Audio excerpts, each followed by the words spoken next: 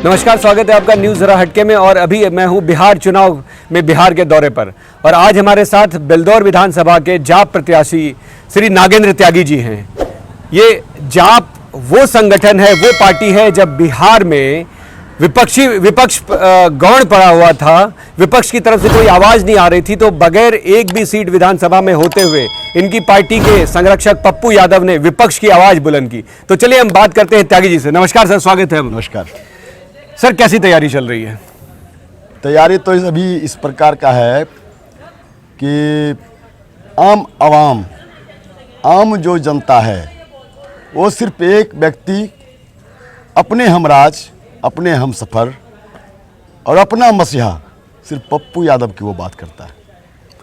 और लोग को लगता है कि बिहार में एक वही शख्स है पप्पू यादव जी जिससे कि कायाकल्प हो सकता है, विकास हो सकता है और किसी के दर्द में आंसू को पोंछ सकता है। सर, पप्पू यादव जी आपके सीएम कैंडिडेट हैं। एक छोटा सा सवाल कि आपको क्या लगता है कि वो सीएम कैंडिडेट हैं और क्या उतनी सीटें पूरे बिहार में जाप की जो गठबंधन है उसको आ रही है कि वो सीएम बन सकते हैं? सर, सीएम बनने की यदि बात करते हैं, मधु कोरा एक सीट था, इंडिपेंडेंट था और झारखंड का मुख्यमंत्री बना। आज जो है कि पप्पू यादव के नेतृत्व में पप्पू यादव पर जो लोग विश्वास कर रहे हैं, लोगों को लगा कि बुरा वक्त में भी कोई आका है तो उसका नाम है पप्पू यादव। चाहे चमकी बुखार का सवाल हो, चाहे कोरोना का सवाल हो, चाहे बाढ़ का सवाल हो, जहां भी सवाल हो तो वहां पर एकमात्र जवाब मिलता था पप्पू यादव। इसलिए बस उसकी बात आप नहीं करें कि उससे कितना सीट आएगा, ये करें कि पप्पू यादव जी मुख्यमंत्री बनेंगे और पप्पू यादव के नेतृत्व में ही नया बिहार बनेगा। नहीं, इस बात से तो मैं भी सहमति रखता हूं, क्योंकि जिस वक्त बिहार के डिप्टी सीएम खुद बाढ़ से बचने की कोशिश कर रहे थे और वो अपना घर बचाने की कोशिश कर रहे थे, उस वक्त पप्पू यादव लोगों की सहायता के लिए बाढ़ में कूद रहे थे। इस बात से तो मैं सहमति करता हूँ। अच्छा सर, आप बेलदौर विधानसभा का प्रतिनिधित्व करने जा रहे हैं, वहाँ से आप चुनाव लड़ रहे हैं, वो आपका चुनाव क्षेत्र है।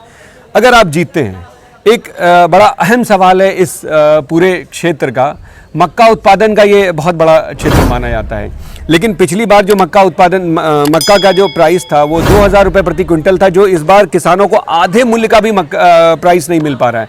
तो अगर आप जीतते हैं या आपकी सरकार बनती है, पप्पू यादव जी मुख्यमंत्री बनते हैं, तो आप उस क्षेत्र में, इस क्षेत्र के लिए उसमें क्या सोच रहे हैं इन किसानों के लिए? सर, बस हम आपसे इतना ही कहेंगे, भय, भूख, भ्रष्टाचार और बेरोजगार का जवाब आ रहा है। पप्पू यादव के नेतृत्व में एक नया इनकलाब आ रहा है। आज जो फरकिया कहलाता है, जो खगड़िया का दूसरा नाम फरकिया कहलाता है, बाइफरकेट कर दिया गया है, जहां पर लोगों को बता दिया गया है कि नदी अभी साफ है, वरदान नहीं है। जहां लोगों को बता दिया गया है कि किसान से, किसानी की जो खेती करेंगे उससे बहुत कुछ होने वाला नहीं है। विवश हो के किसानी की बात लोग करता है। मैं पहला सवाल मेरा ये है, किसानी का काम करना मजबूरी नहीं है। किसान वास्तव में एक फैक्ट्री का मालिक है और कभी ऐसे किसानों का एहसास नहीं होने दिया नेताओं ने। हमें कृषि प्रधान देश ही कहा जाता है, फिर भी ये हालत है किसानों की। अब सर सवाल सोच लें कि जब आज़ादी के बाद से प्रथम प्रधानमंत्री जवाहरलाल नेहरू के कार्यकाल से सवाल उठा गरीबी का, सवाल उठा शिक्षा का, सवाल उठा किसानों का, जो सवाल उसमें किया जाता था वही सवाल अभी भी विद्यमान कायम है। उसका समाधान आज तक नहीं हो पाया। लोग कहते हैं सर, ये जो दल प्रतिनिधि आज तक मैं स्पष्ट करना चाहता हूं, आज तक जनप्रतिनिधि हुए ही नहीं, दल प्रतिनिधि होते हैं सर। अपने दल के प्रति वो निष्ठावान होते हैं, जन के प्रति निष्ठावान नहीं होते हैं। यदि हमारी सरकार बनेगी, यदि पप्पू यादव के नेतृत्व में यदि बिहार सरकार बनती है, तो पहला सवाल होगा दल जनप्रतिनिधि होगा, ना कि दल प्रतिनिधि होगा। और साथ ही साथ किसान का जो सवाल है, आज यहाँ खगड़िया में जो मक्का उत्पादन होता है, आपको जानकारी होगा, जो स्टार्च है इस मक्के में पूरे देश में सर कहीं नहीं है। और उसमें भी हमारा जो बेलदौर एरिया पड़ता है, वहाँ के मक्का में सबसे अधिक स्टार्च पाया जाता है। जरूरत है उस क्षेत्र में एक स्टार्च फैक्ट्री का, लेकिन यहाँ के लोग फैक्ट्री के नाम पर दलाली करते हैं सर। फैक्ट्री के नाम पर कुछ है ही नहीं, लूट, लोगों को आश्वासन देते हैं, भाषण देते हैं, और निरीह जो यहाँ की भोली भाली जनता है पूरे जिला बिहार में सर 38 जिला में हम कहते हैं कि खगड़िया के लोगों का भले बोली थोड़ा कड़वा लगता है, लेकिन दिल का वो व्यक्ति साफ होता है, और दिल साफ होने के कारण नेता जो लोग हो, दल प्रतिनिधि हैं, उसका उपयोग करता है। अच्छा सर, एक सवाल, पप्पू यादव जी का 30 साल बनाम 3 साल, उस पर क्या कहना चाहेंगे? क्योंकि उन्होंने कहा है कि अगर 30 साल का काम मैंने 3 साल में नहीं किया तो मैं रिजाइन कर दूंगा। एकमात्र होता है, नहीं करने के लिए सर 100 बहाने होते हैं। कोई काम को नहीं करना है उसके लिए 100 बहाने हैं, और करने के लिए सिर्फ एक बहाना होता है सर, सिर्फ एक बहाना हमको करना है। तो पप्पू यादव जी ने सोचा हमको करना है, इसीलिए जो व्यक्ति नहीं करने के सवाल पर साल भर लगाता है काम को नहीं करने के सवाल पर, यदि करना है तो सर एक दिन में काम हो जाएगा। विधानसभा एक विधायक क्या नहीं कर सकता है सर? एक विधायक अपने विधानसभा क्षेत्र का प्रतिनिधित्व होता है, उसकी आवाज को बुलंद करता है विधानसभा में। सोच रहेगी तब न सर, बिल्कुल बिल्कुल सोच रहेगी। यदि वो सवाल करेगा विधानसभा में, वो कोई ताकत नहीं है, उसका जवाब नहीं मिलेगा, उसका समाधान नहीं होगा। चलिए सर, एक अंतिम सवाल अब करते हैं। अंतिम सवाल क्या कि आप बेलदौर की विधानसभा के मतदाताओं के लिए क्या अपील करना चाहेंगे?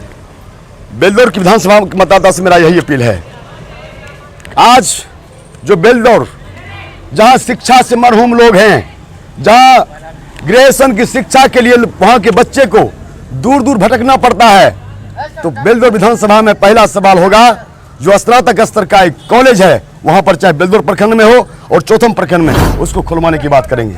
साथ ही साथ जो वहां की इंफ्रास्ट्रक्चर को मजबूत करते हुए किसानों को कैसे नए तकनीकी के साथ जो खेती कर सकें और उनका उचित मूल्य कैसे मिल सकता है, इस सवाल पर यदि यह स्टार्च फैक्ट्री यहां पर स्थापित होता है तो तमाम लोगों को जो उसका वास्तविक मूल्य है उस मक्का का उससे मिलेगा। साथ ही साथ जो नदी को अभिशाप का कहा जाता है, नदी सर अभिशाप नहीं हो सकता है, नदी वरदान है, और वरदान इतना वरदान है कई रोजगार को पैदा करता है। जो आदरणीय मुख्यमंत्री नीतीश कुमार जी 2005 में बोले थे कि मेरी सरकार बनेगी मैं पलायन को रोकवा दूंगा, लेकिन क्या हुआ, लाखों लाख की संख्या में पलायन किए। सर पलायन पहला सवाल है सर, पहला सवाल है मेरा, उस नदी में ही रोजगार पैदा करेंगे। आज बताना चाहते हैं कि फरकिया में फिल्म सिटी खुल सकती है, खुल सकती है फिल्म सिटी, आज अंगिका का क्षेत्र का फिल्म सिटी हो सकता है।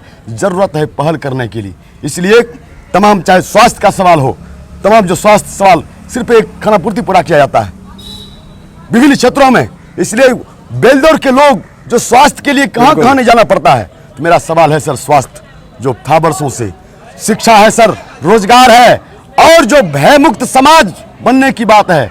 आज जो दबंग लोग हैं उसके भय से के साए में लोग जीने की बात करते हैं। मेरा यदि हमारी सरकार बनी, यदि हम आए, पहला सवाल होगा भय मुक्त समाज का स्थापना, इसके लिए चाहे हमको मिटना पड़े तो मैं मिटने के लिए तैयार हूँ। चलिए सर, बहुत बहुत धन्यवाद। सबसे बड़ी चीज़ मैं बताता हूँ, पलायन की आपने बात की, 15 साल से पलायन पर सरकार कायम थी, और इस लॉकडाउन में वो कलई खुल गई जब 33 लाख बिहारी बाहर से जो मजदूर थे, जो संगठित और संगठित क्षेत्रों में काम करते थे, जब वो वापस आए तो वो नीतीश कुमार के वहां पर ही पोल खुल गई। चलिए बहुत बहुत धन्यवाद सर, और शुभकामनाएं। जी धन्यवाद, बहुत बहुत धन्यवाद। और मेरी शुभकामना है नागेंद्र त्यागी जी से, क्योंकि बहुत दिनों के बाद मुझे एक ऐसा प्रत्याशी मिला है जो कृषि के बारे में बात कर रहा है, जो किसानों के बारे में बात कर रहा है इस कृषि प्रधान देश के लिए। मेरी बहुत बहुत शुभकामनाएं। चलिए अगले इंटरव्यू के लिए मिलते हैं किसी और नेता से। धन्यवाद। ठीक, प्रणाम।